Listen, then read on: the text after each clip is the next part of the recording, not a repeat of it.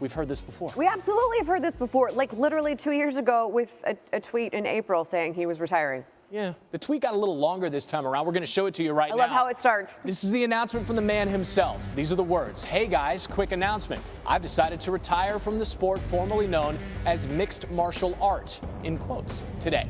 I wish all my old colleagues well going forward in competition. I now join my former partners on this venture, already in retirement. Proper pina coladas on me, fellas.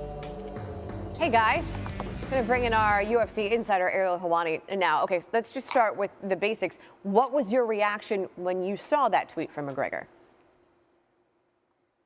I was reminded of a quote from the great Yogi Berra, who once said, it's deja vu all over again. As you guys just mentioned, it was 3 years ago that Conor sent out that tweet where he said, smells you later or catches later, and thanks for the cheese.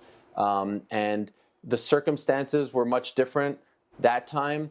He was dealing with a lot emotionally. A friend of his had just fought in a match where the opponent died shortly thereafter, and he was having mixed emotions about being a part of the sport and doing promotion for an upcoming fight. This time, I think it's a little different, but I spoke to people very close to Conor as recently as 2 days ago who were talking to me about his potential return in July, about his training camp, about where he would train. I spoke to people very close to Conor a couple minutes ago, and they were all blindsided by this.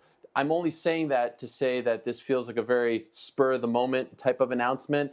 And as of this moment, I'd like to speak to Conor before, putting in stone that he has officially retired. Okay, I'm going to put you on the spot here because there were a few things in the tweet that sort of make you go, including the part where he says mixed martial art, the sport formerly known as mixed martial art, and he put that in parentheses. When you see that, what do you think?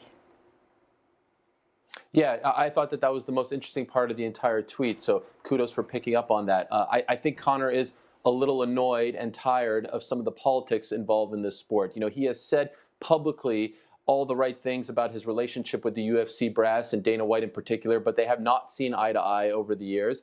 And he wants to return, and he wants to fight later on this year, and they haven't been able to come to terms on the right fight and the proper terms. He feels like he should be paid more. He should be getting a bigger pie, a bigger piece of the pie, I should say. And I feel like him saying the sport formerly known as mixed martial arts is his way of saying that the game has changed a little bit, and he's not very happy about all of that. So I think it's also interesting that Dana has come out very publicly and matter of fact and said, yeah, he should retire. This feels like a public spat, if you will. The UFC would not be happy with Conor McGregor retiring. This is not good for business, so I don't know why he would be saying something like that. Okay, because that's where I was wanting to go next, because I want to pretend for a moment that this is actually not a retirement, and it's more like a negotiation ploy, which is what he did 3 years ago, because, oh, by the way, it's 2019 and not 2018 anymore. Who has the advantage in this situation if it is just a ploy? Conor McGregor, 100%. He's the biggest star in the history of this sport. He's the biggest draw in the history of the sport. Let's be very clear. The UFC needs Conor McGregor. No one draws like he draws. Conor McGregor versus a broomstick gets over 1 million pay-per-view buys. There's no one even close to him, and that's why every week when someone wins a fight, they call out Conor McGregor, and it doesn't matter if they're fighting at flyweight, bantamweight, featherweight, lightweight, welterweight. They all want to fight him because he's the lottery ticket, and so he holds all the power. Now, at the end of the day, he is under contract with the UFC, so they could put him on ice, and they could go to court, and he could try to fight elsewhere, and they could litigate all those things and more. But at the end of the day, who needs who more right this second? It's the UFC that needs Conor, because Conor has a lot of money. At some point, that money is going to ride out. But at right this moment, he has a lot of money, and so he feels like he could play this game, in my opinion. Conor McGregor versus a broomstick. You officially win the morning. For more Ariel, check out his show, Ariel and the Bad Guy. It's on ESPN+.